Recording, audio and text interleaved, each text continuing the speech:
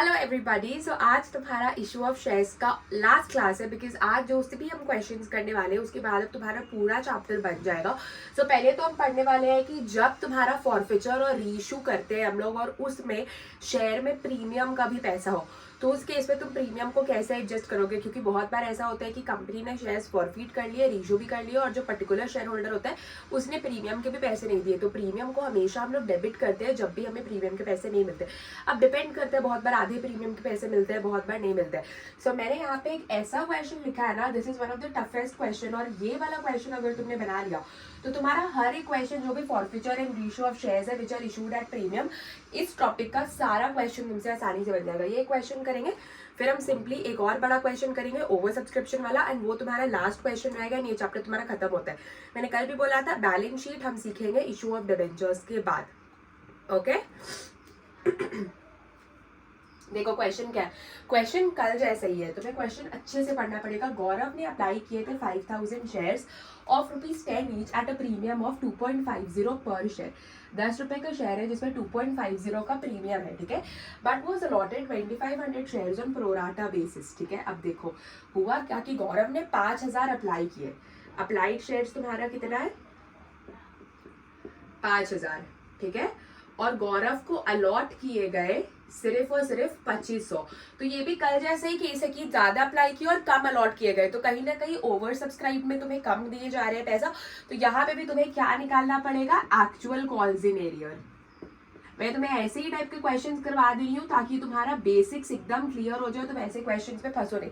कभी भी एक शेयर होल्डर ज्यादा अप्लाई करे और उसे कम अलॉट किया जा रहा है, बाद में उसके शेयर फॉरफिट और इशू भी कर दिए जा रहे हैं, तो वहां पे तुम्हारा एक्चुअल कॉल्स इन एरिया निकलेगा। यहाँ पे तुम्हें वो बड़ा टेबल बनाने का कोई नीड है, ये बात मैंने कल भी बोली थी, कोई भी नीड नहीं है, तुम directly actual calls in area वाला ही टेबल बनाओगे, ठीक है। इतना पढ़ लिया। अब देखो after having paid ₹3 on application he did not pay allotment money of ₹4.50 including premium. मतलब इसमें ₹2 का तुम्हारा अलॉटमेंट है, 2.50 का प्रीमियम है, और ₹3 उसने एप्लीकेशन के दे दिए, अलॉटमेंट के इतने पैसे प्रीमियम इंक्लूड करके नहीं दिए।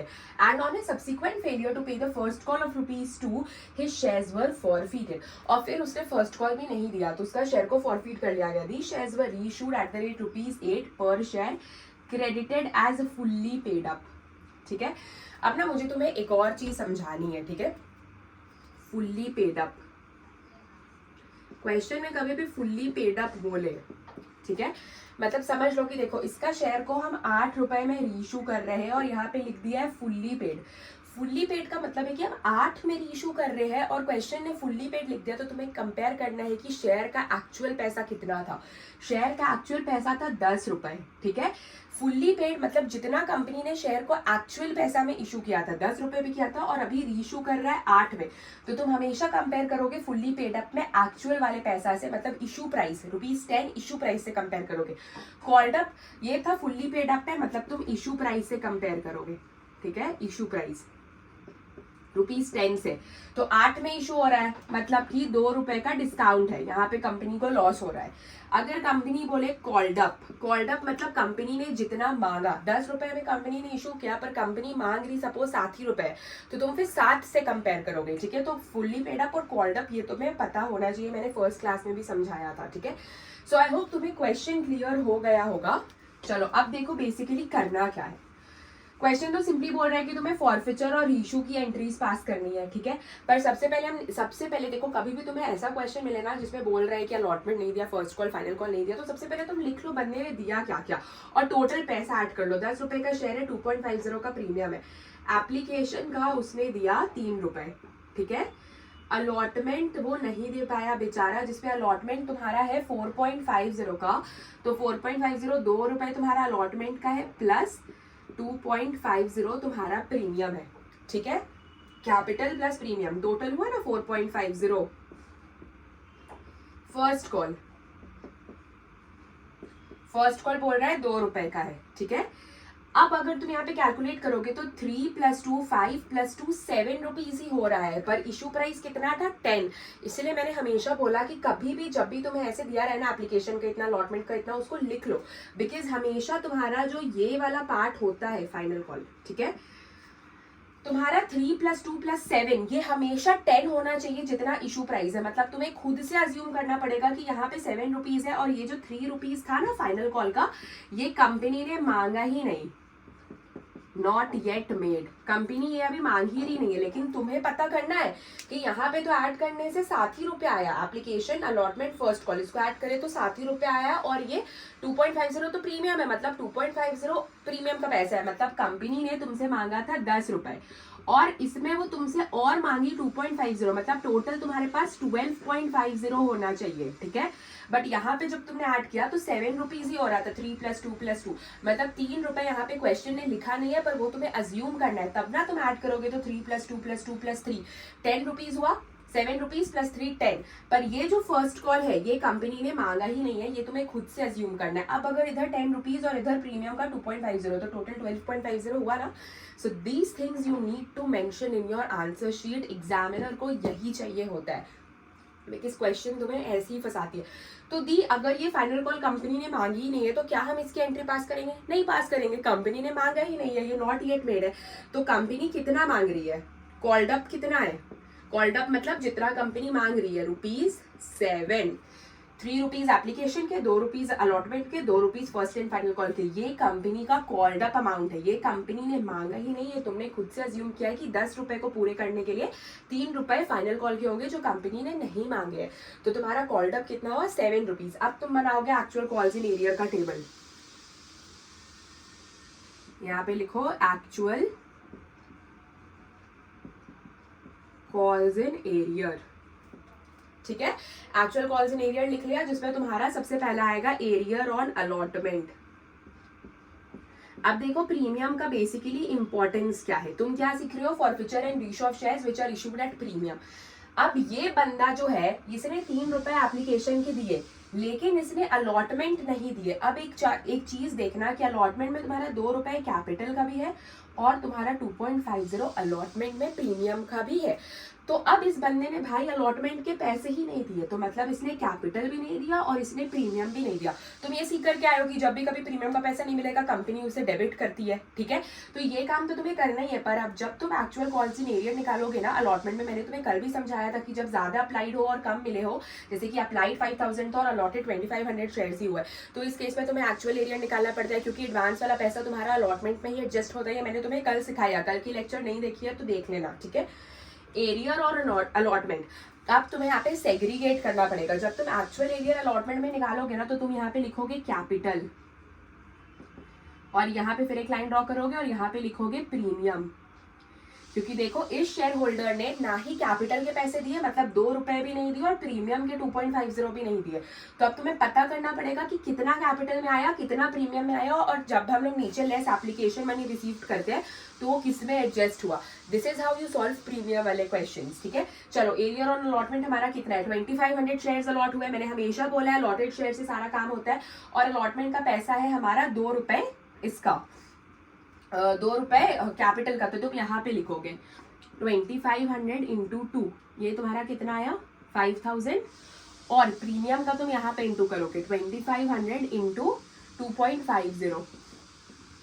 कैलकुलेटर निकाल लो, 2500 इंटू 2.5, ये तुम्हारा आ गया 6250, ठीक है। तुम्हारा टोटल कितना आया?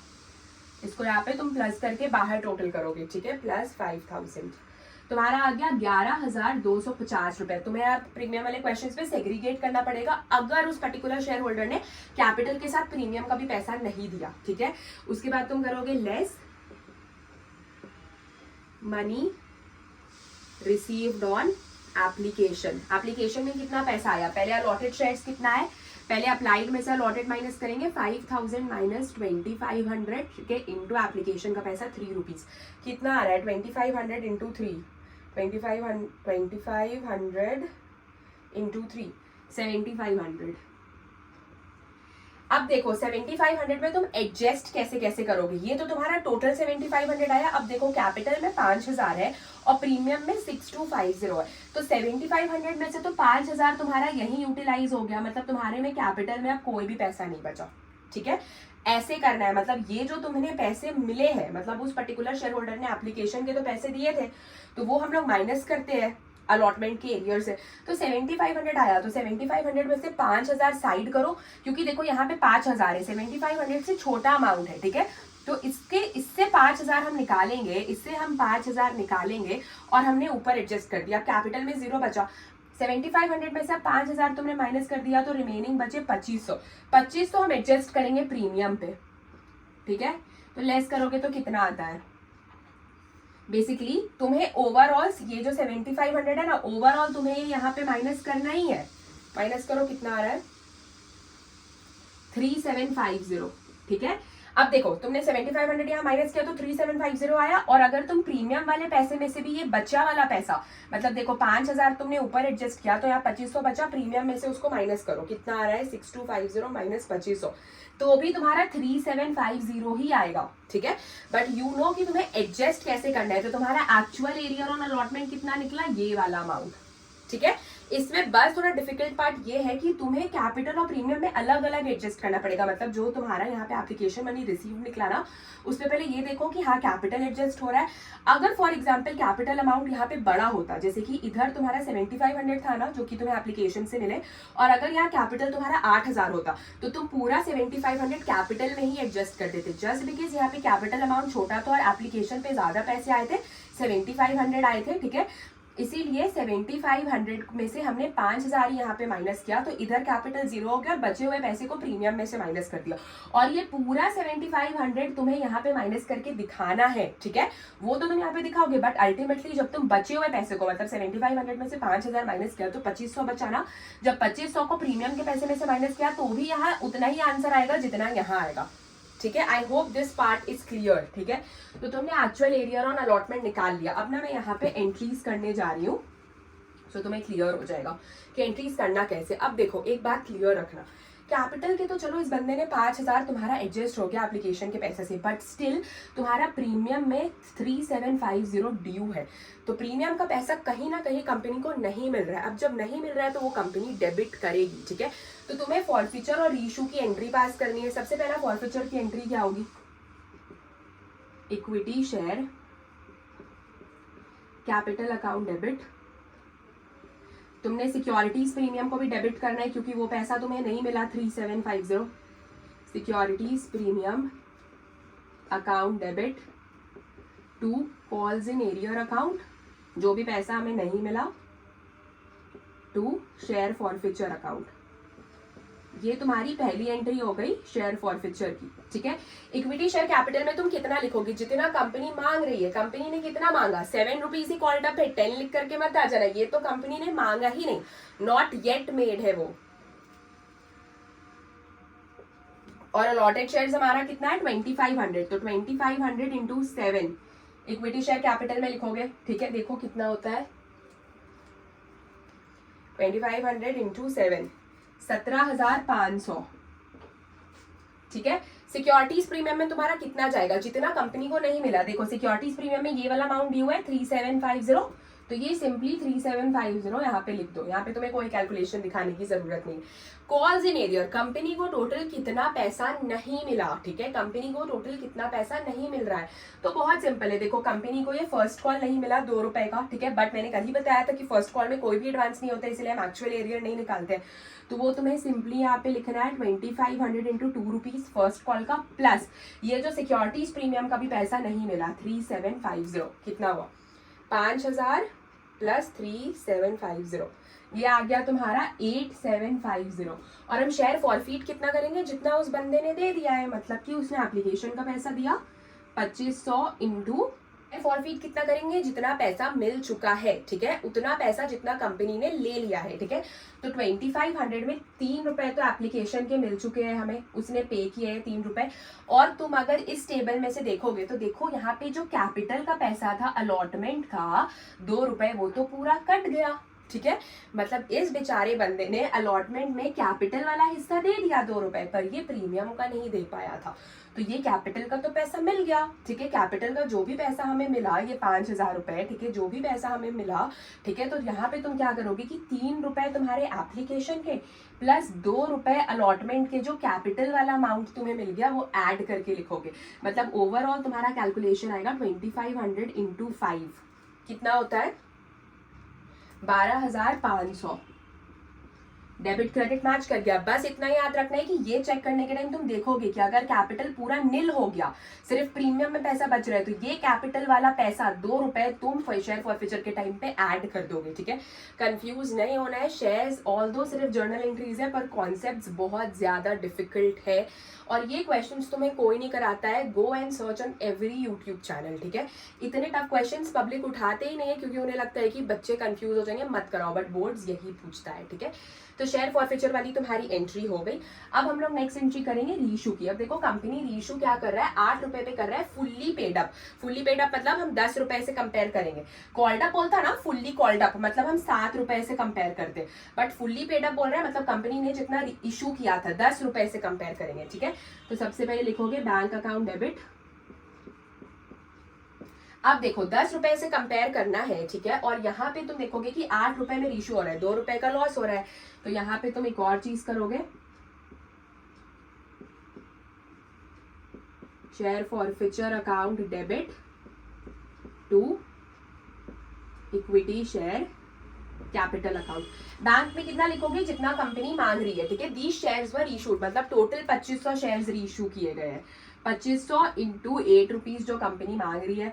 फॉरफीड में तुम लिखोगे जितना नुकसान हुआ, 2 रुपए का नुकसान हुआ क्योंकि हम 10 रुपए से कंपेयर कर रहे हो, और इक्विटी शेयर में तुम टोटल 10 रुपए ही लिखोगे। तो यहाँ तो तुम्हारा आ जाएगा 25,000। 2 रुपीज से करोगे तो इधर 5,000 और इधर 8 से करोगे तो बेसिकली 20,000। ये तुम्हारा रीशू हो गया। अब दी कैपिटल रिजर्व कैसे निकालेंगे, तो तुम्हारी लास्ट एंट्री क्या होती है, यहाँ पे कर रही हूं ना, share forfeiture account debit to capital reserve, ठीक है। शेयर फॉरफीचर में तुम कितना लिखोगे, मैंने हमेशा बोला है टैली करते। अब देखो क्योंकि रीशू के टाइम पे शेयर फॉरफीचर डेबिट हो रहा है और ऊपर तुमने कितना शेयर्स फॉरफीट किया, बेसिकली 12,500। तो सिंपल है क्योंकि देखो पार्शियल रीशू तो नहीं हो रहा है, जितना हमने अलॉट किए थे उतना ही, मतलब 2500 शेयर उस बंदे को अलॉटेड थे और 2500 को ही रीशू किया। तो इस केस में इट इज वेरी सिंपल। यहाँ पे तुमने जितना शेयर्स फॉरफीट करके पैसे अर्न किए, बोनस मिला तुम्हें 12,500 में से ये 5,000 को माइनस कर दो, तुम्हारा बच जाएगा 7,500। यहाँ पे दिखा भी सकते हो 12,500 माइनस 5,000 कितना आ गया, 7,500 कैपिटल रिजर्व।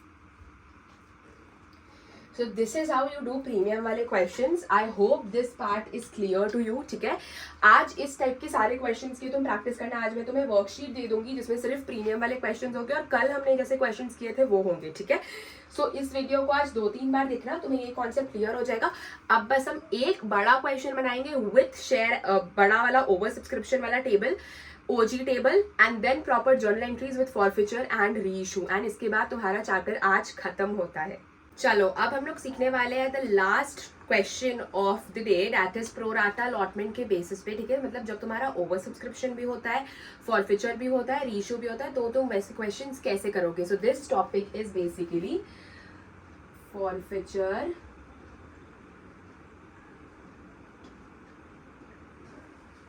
एंड रीइशू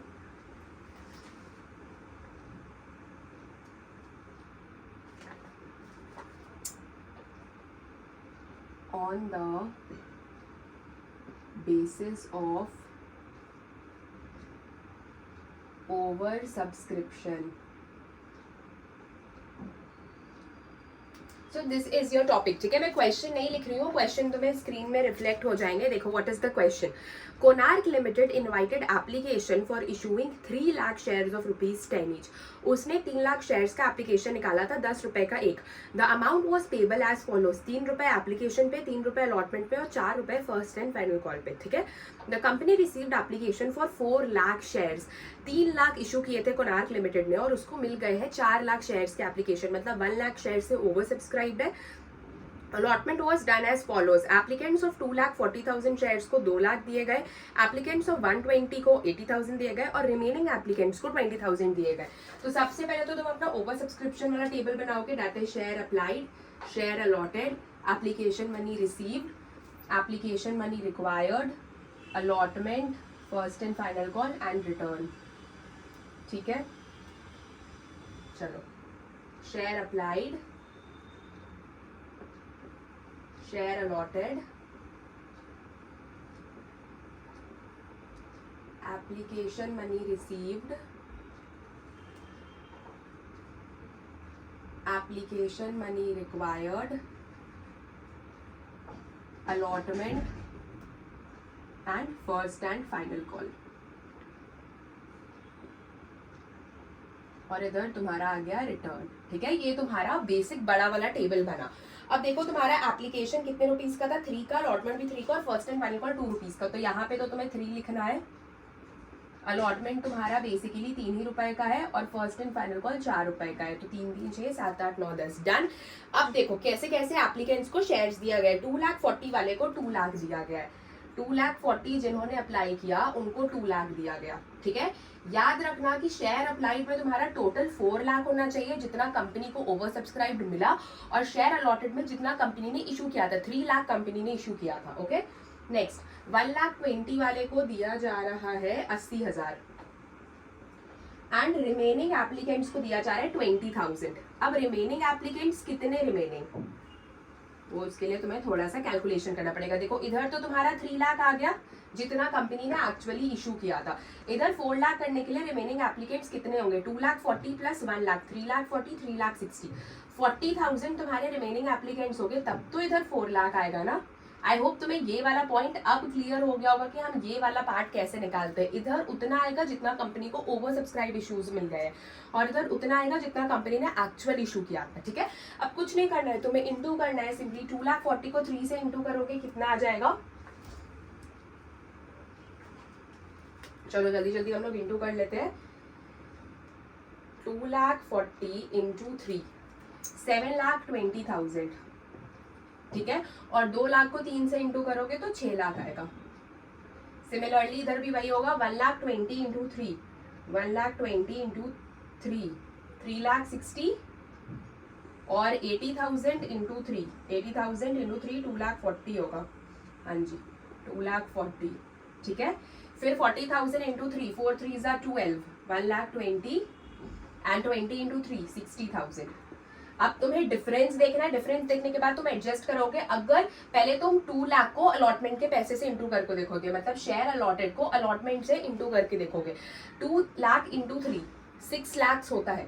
और अगर तुम इनका डिफरेंस देखोगे तो 7,20,000 में से अगर तुम 6 लाख को माइनस करोगे तो 80,000 का ही डिफरेंस आ रहा है।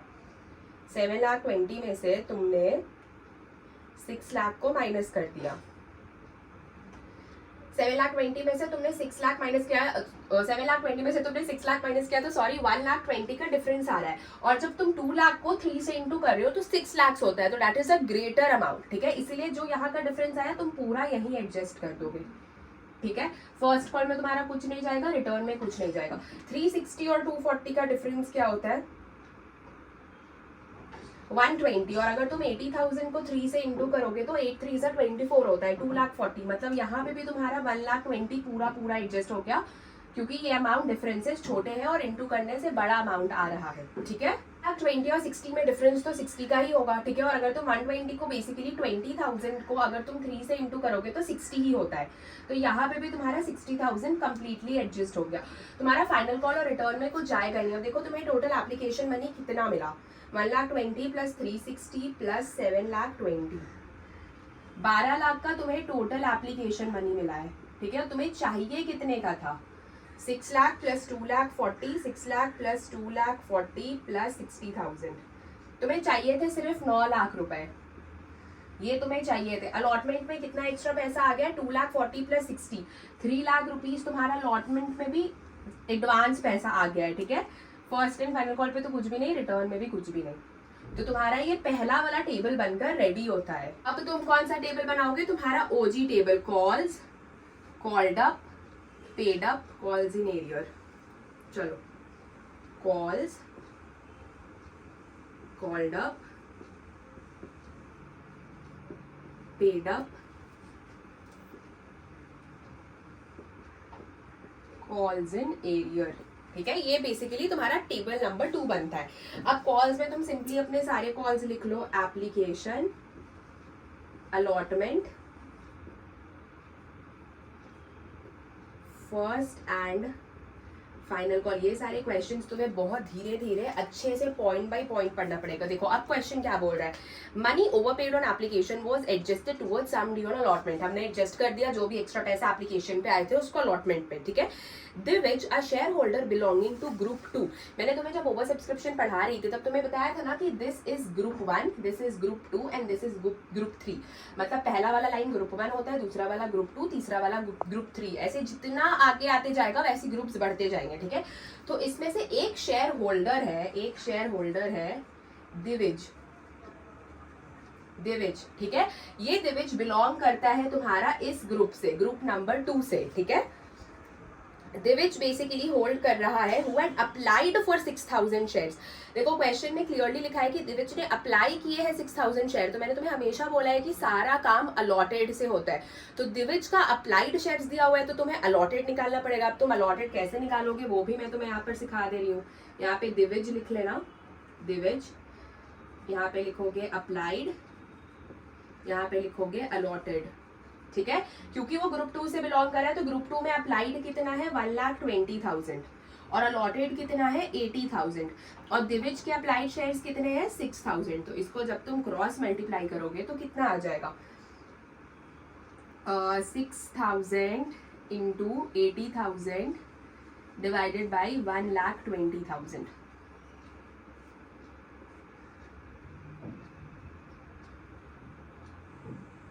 6 1 6, 6 2 12, 2 4 8। बेसिकली दिविज के 4000 अलॉटेड शेयर्स है, ठीक है। तो जैसे क्वेश्चन पढ़ते जाओ वैसे ही सॉल्यूशंस बनाते जाओ, कभी कंफ्यूज नहीं होंगे। 4000 अलॉटेड शेयर्स है, चलो हमने अलॉटेड तो निकाल लिया। Failed to pay the allotment and call money, ठीक है। और दिविज अलॉटमेंट और कॉल मनी नहीं दे रहा है। अब देखो दिविज ने अलॉटमेंट का पैसा नहीं दिया और वो ग्रुप 2 से बिलोंग करता है। ग्रुप 2 में तो भाई अलॉटमेंट में एडवांस भी है, 1,20,000 का एडवांस भी आ रहा है। याद करो कि जब भी कभी एडवांस भी रहे एरियर भी रहे, मतलब दिविज अलॉटमेंट का पैसा नहीं दे रहा है, मतलब एरियर हुआ और अलॉटमेंट में तुम्हारा एडवांस भी दिख रहा है 1,20,000 का ग्रुप 2 में, तो क्या यहाँ पे निकालेंगे हम लोग एक्चुअल कॉल्स इन एरियर निकालेंगे अलॉटमेंट के केस में, ठीक है। एक पॉइंट क्लियर। और साथ ही साथ दिविज कॉल मनी भी नहीं दे रहा है। अब देखो कॉल मनी में तो हमारा कोई भी एडवांस नहीं है, देयर इज नो एडवांस, तो कॉल मनी को तुम सिंपली यहाँ टेबल में माइनस कर दोगे, ठीक है। बट अलॉटमेंट के लिए एक्चुअल कॉल्स इन एरियर निकालेंगे, तो यहाँ पे जल्दी से एक छोटू सा हम लोग टेबल बना लेते हैं एक्चुअल कॉल्स इन एरियर का। लिखो एक्चुअल कॉल्स इन एरियर, ठीक है। यहाँ पे तुम लिखोगे arrear on allotment, arrear on allotment. Divij का कितना शेयर्स है अलॉटेड शेयर्स, ठीक है। 4000 उसके अलॉटेड शेयर्स है और अलॉटमेंट का पैसा कितना है 3 रुपीज, तो 4 3 12,000, ठीक है। इसमें से तुम क्या माइनस करोगे less money received on application, money received on application. Applied minus allotted करोगे, 6,000 अप्लाइड था उसका, 4,000 अलॉटेड था, इनटू एप्लीकेशन की 3 रुपए, मतलब 6,000 रुपीज। इधर देखो तुम्हारा 6 में से 4 गया 2, 2 इंटू 3 6,000, बचा कितना 6,000। ये तुम्हारा एक्चुअल एरियर निकला है अलॉटमेंट का, ठीक है। तो चलो हम लोग जल्दी से यहाँ पे लिखते हैं। अब तुम कॉल्ड अप में कितना लिखोगे जितना कंपनी ने एक्चुअली इशू किया था, 3 लाख शेयर्स कंपनी ने इशू किए थे, तो एप्लीकेशन में तुम कितना लिखोगे 3 लाख इंटू कंपनी ने जितना मांगा 3 रुपीज। बट पेड अप में तुम कितना अमाउंट लिखोगे जितना एक्स्ट्रा पैसा मिला है 12 लाख रुपए। ये एंट्रीज के टाइम पे एडजस्ट होते हैं, ओवर सब्सक्रिप्शन के क्वेश्चन तुम बनाते आए हो, सेम कॉन्सेप्ट है, बस यहाँ पे फॉरफिचर और रीशू ऐड हो जाता है, ठीक है। नेक्स्ट अलॉटमेंट में भी तुम्हारा 3 लाख रुपीज है, इनटू अलॉटमेंट का भी पैसा 3 रुपए है, तो 3 3 9 लाख अलॉटमेंट में आया तुम्हारा, ठीक है। यहाँ पे तुम्हारा अलॉटमेंट में एडवांस भी है 3 लाख रुपीज का, इसको माइनस करो। और जो दिविज एक शेयर होल्डर है, बेसिकली दिविज उसने अलॉटमेंट के पैसे भी नहीं दिए और उसमें एडवांस भी था, इसलिए हमने एक्चुअल कॉल्स इन एरियर निकाला, तो वो 6,000 भी माइनस करोगे, ठीक है। आगे का भी क्वेश्चन पढ़ लो। उसके बाद बोल रहा है Faisal another share holder who was allotted 10,000 shares, इसका अलॉटेड शेयर्स ही दिया हुआ है, ठीक है। Paid the call money along with allotment, और इस बंदे ने क्या किया कि कॉल मनी अलॉटमेंट के साथ ही दे दिया, तो अलॉटमेंट में अब तुम्हारा कॉल्स इन एडवांस भी आ गया, नॉर्मल वाला कॉल्स इन एडवांस, ठीक है। देखो कितने बड़े क्वेश्चन आ जा रहे हैं, सब कुछ मिक्स। तो फैसल जिसके पास 10,000 शेयर्स अलॉटेड है उसने कॉल मनी अलॉटमेंट में ही दे दिया, तो कॉल मनी तुम्हारा कितने का है 4 रुपीज का है, ठीक है। यहाँ पे तुम लिख सकते हो 3 लाख इंटू 4, तो 3 4 12 होता है। 12 लाख में जो तुम्हारा फैसल एक शेयर होल्डर है उसने कॉल मनी का पैसा अलॉटमेंट में ही दे दिया और उसका शेयर्स कितना है 10,000, तो 10,000 इंटू 4 40,000 रुपीज इसने यहाँ पे दे दिया। ये तुम्हारा कॉल्स इन एडवांस हो गया। और फिर तुम 40,000 को नीचे माइनस भी करोगे। मैंने सिखाया था ना कि पहले जब तुम्हें मिलता है तो कॉल्स इन एडवांस क्रेडिट होता है बैंक वाली एंट्री के साथ, और जब हम वापस ले लेते हैं तो उसको हम डेबिट करते हैं, मतलब फर्स्ट कॉल में हम उसको डेबिट कर देंगे। ठीक है, तुम्हारा ये भी हो गया। Faisal belong to group 1, Faisal group 1 से बिलोंग करता था। Okay, Divij shares were forfeited. अब फैसल का तो भाई कुछ भी एरियर वेरियर नहीं था, दिविज के शेयर को हमने फॉरफिट किया फर्स्ट एंड फाइनल कॉल के बाद ही। Half of the forfeited shares were reissued at the rate ₹10 per share fully paid. और देखो पार्शियल रीइशू हो रहा है। दिविज का टोटल शेयर्स कितना था, याद रखना अलॉटेड शेयर्स जो हमने निकाला है, ठीक है, दिविज का बेसिकली 4,000 अलॉटेड शेयर्स था, तो उसका हाफ बेसिकली पूरे शेयर्स को फॉरफिट कर रहे हैं और रीशू के टाइम पे हाफ ही शेयर्स रीशू हो रहे हैं, मतलब 2,000 ही रीशू करे, पार्शियल रीशू। क्या निकालना पड़ेगा तुम्हें, रेट, वो तो आगे सीखेंगे, पहले यहाँ पे फाइनल कैलकुलेशंस कर लेते हैं। ठीक है, देखो तो हमने यहाँ से दिविज का एक्चुअल कॉल्स इन एरियर तो माइनस कर दिया, पर एक और चीज बोल रहा था कि Divij first and final call भी नहीं दिया था, तो फर्स्ट एंड फाइनल कॉल उसने नहीं दिया, तो पहले तो ऊपर 6,000 लिख लो जो अलॉटमेंट का एक्चुअल कॉल्स इन एरियर था। First and final call Divij ने नहीं दिया, उसका 4,000 अलॉटेड शेयर्स था, फाइनल कॉल का पैसा है 4 रुपए, 16,000 रुपए उसने फर्स्ट कॉल का नहीं दिया। दी फर्स्ट कॉल में एक्चुअल एरियर क्यों नहीं निकाले, क्योंकि फर्स्ट कॉल में कोई एडवांस नहीं था। एक्चुअल कॉल्स इन एरियर तभी निकलेगा जब एडवांस भी हो और एरियर भी हो, तो यहां से तुम 16,000 भी माइनस करोगे, -16,000 टोटल इक्वल्स टू कर लो। ठीक है,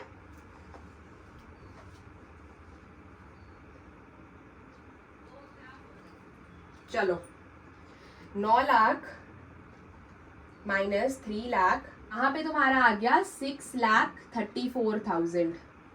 ठीक है, अब फर्स्ट कॉल में कितना आ रहा है देखो, 12 लाख माइनस 40,000, 11,44,000। ठीक है, ये तुम्हारा फाइनल टेबल बनकर तैयार होता है। Kindly take the screenshot of this, क्योंकि मुझे जर्नल एंट्रीज करने के लिए कुछ पार्ट तो रब करना पड़ेगा, बिकॉज ऐसे तो जर्नल एंट्रीज नहीं होंगी। ठीक है, तो मैं सोच रही हूँ मैं ये एक्चुअल एरियर वाला रब कर देती हूँ, नीचे हम लोग एक एक करके जर्नल एंट्रीज पास कर ही लेंगे, दैट्स एन ईजी थिंग। चलो हमारा टेबल बन गया ना, मतलब जर्नल एंट्रीज चुटकियों का खेल है। टेबल में ही जो टाइम बेसिकली लगता है और किसी चीज में टाइम नहीं लगेगा। पहले तो देखो अब तुम्हें यहाँ पे सारी एंट्रीज पास करनी है, सारी एंट्रीज पास करनी है, तो सबसे पहली एंट्री क्या होगी, bank account debit to equity share application account. कितना एप्लीकेशन में पैसा लिखोगे, जितना पूरा पैसा आ रहा है, that is 12 lakh rupees, 12 lakh 12 lakh. Next entry तुम्हारी क्या होगी, equity share application account debit to equity share capital account to equity share allotment account. Allotment में एडवांस है ना, जो हमें बैलेंस आउट करके दिखाना है। ठीक है, तो एप्लीकेशन में तो लिखोगे 12 ही लाख, कैपिटल में लिखोगे जितना कंपनी को एग्जैक्ट चाहिए था 3 लाख इंटू 3 9 लाख रुपीज, और बेसिकली 3 लाख रुपए तुम्हारे जो अलॉटमेंट के एडवांस आए हैं वो तुम अलॉटमेंट में लिख दोगे, तो तुम्हारी 2 एंट्रीज हो जाती है। नेक्स्ट तुम्हारी एंट्री क्या हो जाएगी, अलॉटमेंट की। तो पहली एंट्री तुम क्या करोगे, equity share allotment account debit to equity share capital account. Allotment में तुम कितना पैसा लिखोगे, बेसिकली जितना है 3 लाख इंटू 3 9 लाख रुपीज लिखोगे, 9 लाख। चलो नेक्स्ट एंट्री क्या करेंगे हम लोग, बैंक अकाउंट डेबिट। ठीक है, बैंक को तो तुमने डेबिट किया, अब देखो यहाँ पे तुम्हारा कॉल्स इन एरियर भी है, तो लिखोगे calls in arrear account debit. इसके बाद तुम्हें एडवांस भी मिल रहा है, तो एडवांस पहले मिल रहा है तो उसको हम लोग क्रेडिट करते हैं, तो यहाँ पे तुम लिखोगे to equity share allotment account to calls in advance account. ठीक है, बैंक में कितना लिखोगी, जितना पैसा मिल रहा है 6,34,000 तुम्हें मिल रहा है। ठीक है, तुम्हारा एरियर कितने का है, 6,000 रुपए का तुम्हारा एरियर है। अलॉटमेंट में तुम कितना पैसा लिखोगे, 6 लाख रुपीज लिखोगे, 6 लाख, और तुम्हारा एडवांस का कितना पैसा आया 40,000 रुपीज, ठीक है। तो ऊपर भी 640 नीचे भी 640 पर दी हमने, तो यहाँ पे 9 लाख लिखा। याद करो कि तुम्हारा बेसिकली यहाँ पे भी तो 3 लाख रुपीज एडजस्ट हुआ ना, तो ये 3 लाख प्लस उधर 6 लाख 9 लाख ही होता है। ये तो तुम्हें क्लियर होगा कॉन्सेप्ट, इतने बार मैंने ये डाउट सॉल्व किया था। अलॉटमेंट की भी एंट्री हो गई। Now first and final call की तुम्हारी एंट्री होगी, equity share first and final call account debit to equity share capital account. कितना पैसा आ रहा है basically 3 lakh into 4 12 lakh rupees, direct लिख दो, नीचे भी 12 लाख।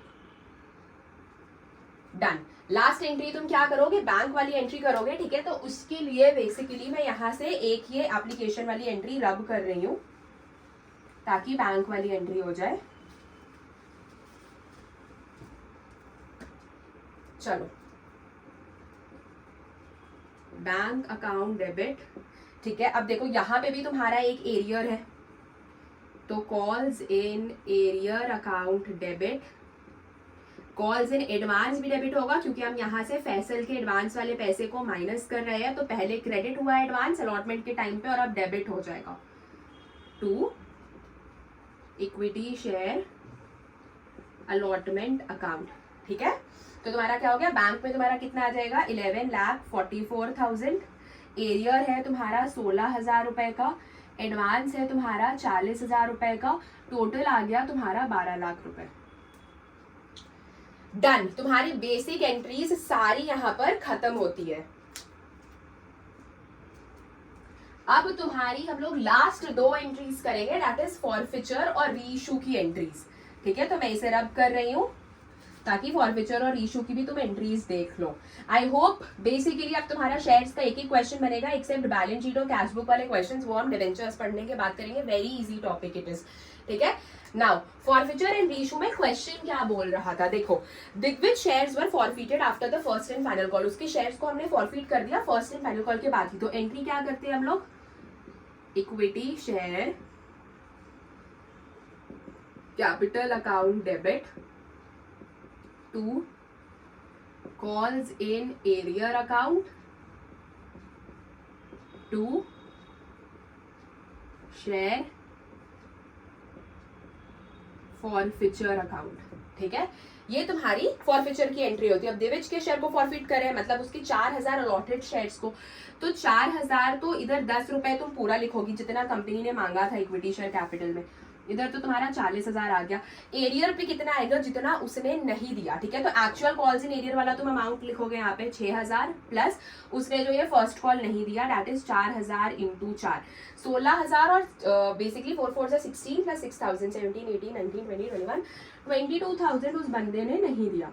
तो उसने दिया कितना, ठीक है, दिया कितना उसने, एप्लीकेशन का पैसा दिया 4,000 इंटू 3 रुपए प्लस, तुम्हें याद है एक्चुअल कॉल्स इन एरियर वाला जब हमने टेबल बनाया था तो हमने वहां पे माइनस किया था, applied minus allotted share 6,000 minus 4,000 2,000 into 3 rupees 6,000 उसने जो वहां पे दिया था वो भी तुम ऐड करोगे। ये भी तुम सीख कर आए हो पिछले वाले लेक्चर्स में, जो मैंने फॉरफिचर और इशू का एक इंपॉर्टेंट क्वेश्चन कराया था कि एक्चुअल कॉल्स इन एरियर वाले में जितना पैसा बंदा देता है अप्लाइड अलॉटेड माइनस करके एप्लीकेशन का, वो भी हम फॉरफिट करने के टाइम पे ऐड कर देते हैं क्योंकि वो भी कंपनी को मिलता है, कंपनी के लिए फायदा ही होता है, ठीक है।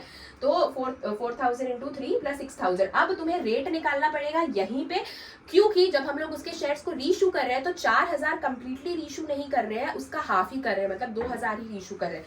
तो तुम रेट कैसे निकालोगे, रेट के लिए सबसे पहले तुम इसको ऐड करोगे 4,000 इंटू 3 12,000 प्लस 6,000 18,000 को तुम डिवाइड करोगे जितना शेयर्स है उस पर्टिकुलर शेयर होल्डर का, मतलब 4,000 से तुम डिवाइड करोगे तो तुम्हारा रेट निकल कर आएगा 4.5। में लिख के रख लेना है याद रखने के लिए।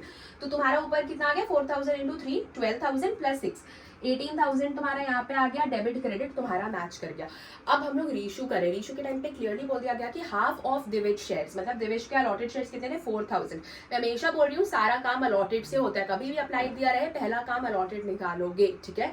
रेट क्यों निकालना है, क्योंकि अब 4,000 को रीइशू नहीं कर रहे, उसके हाफ ही को रीइशू कर रहे, मतलब 2,000 को रीइशू कर रहे हैं। कितने में इशू कर रहे हैं, @10 share fully paid up. Fully paid up मतलब 10 का 10 में ही इशू कर दिया, कोई नुकसान घाटा नहीं हो रहा है यहाँ पे। तो क्या लिखोगे, bank account debit to equity share capital account. 2000 रुपए को हम लोग 10 में ही रीइशू कर रहे हैं, तो मतलब 20,000 में रीइशू कर रहे हैं टोटल, ठीक है। लास्ट तुम्हारा एंट्री बचता है कैपिटल रिजर्व का, ठीक है। कैपिटल रिजर्व में तुम क्या एंट्री करते हो, share forfeiture account debit to capital reserve. The capital reserve में क्या करे, डायरेक्टली 18,000 लिख दे, नो। क्यों लिखोगे 18,000 भाई, 18,000 तो 4,000 शेयर से निकाले ना हमने। कैपिटल रिजर्व में हमेशा उतना ही अमाउंट से इंटू करते हैं जितना रीशू होता है। रीशू हाफ शेयर्स ही हो रहा है, 2,000 हो रहा है, तो यहाँ पे तो तुम 2,000 लिखोगे, ठीक है। मैं ना यहाँ पे ऐसे कैलकुलेशंस कर रही हूँ, यहाँ पे तो तुम 2,000 ही लिखोगे, ठीक है। 2,000 में क्या इंटू करेंगे दी, इसीलिए मैंने रेट निकलवाया, ठीक है। क्योंकि देखो जब इक्वल शेयर्स रीशू करते ना, जैसे 4,000 अलॉटेड था, 4,000 को ही दोबारा से रीशू कर दिया, तो तुम यहाँ से 18,000 को डायरेक्टली लिख सकते थे। अगर इधर भी कुछ शेयर फॉर फीचर आता तो 18 में से वो अमाउंट माइनस कर देते, बट क्योंकि यहाँ पे पार्शियल रीशू हो रहा है, तुम्हें वहां पे रेट निकालना होगा। तो तुमने ये 4.5 निकाला ना, कैसे निकाला, 4,000 इंटू 3 प्लस 6,000, 18,000 में से जितना शेयर्स उस पर्टिकुलर शेयर होल्डर का उसको डिवाइड करके 4.5 निकाला।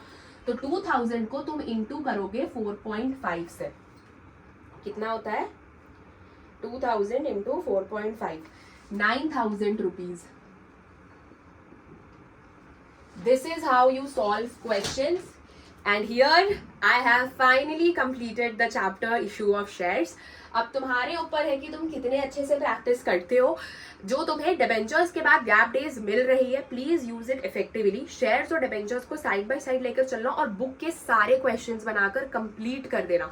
ऐसे वाले क्वेश्चंस ट्राई करो, ओवर सब्सक्रिप्शन वाले। अगर तुमसे ये सारे क्वेश्चंस बन गए, तुमने रेट निकालना सीख लिया, टेबल बनाना सीख लिया, तुम्हारे से आगे तुम्हारे क्लास में कोई नहीं है। बिकॉज ये रेट वाले क्वेश्चंस कोई करके नहीं जाता, किसी को आता भी नहीं है रेट निकालना, जो मैंने तुम्हें सिखाया। दैट इज वाई मैंने हमें हमेशा से ये बोला कि इशू ऑफ शेयर्स पढ़ने का एक तरीका होता है, वो तुम सिर्फ ऐसी रैंडम नहीं पढ़ सकते हो। तो अगर तुमने ये सारा चीज कर लिया, you are the second book topper. तुम्हें सेकेंड बुक में फुल मार्क्स लाने से कोई नहीं रोक सकता है। बात रही इशू ऑफ डिबेंचर्स की, तुम आज से इशू ऑफ डिबेंचर्स भी बनाना स्टार्ट कर सकते हो, क्योंकि जैसा शेयर है वैसी डिबेंचर है। तुम्हें बस शेयर कैपिटल की जगह डिबेंचर का नाम लिखना होता है, दैट्स ऑल।